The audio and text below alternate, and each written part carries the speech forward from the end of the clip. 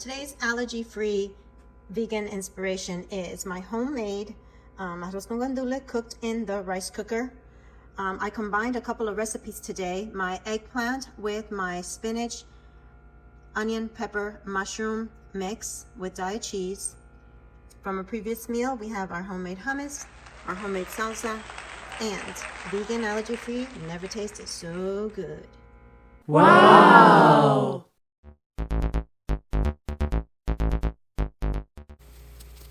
And here's my eggplant, spinach, mushroom, onion, pepper, diet cheese quesadilla. Gluten-free, egg-free, but absolutely amazing. You'll never know it. I will add the two salsa that I made this week, the garbanzo hummus and the homemade salsa.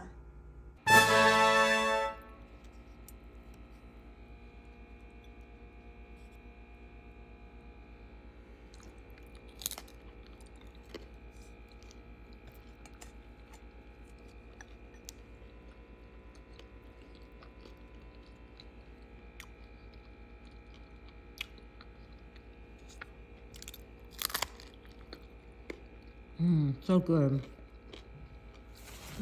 Really good.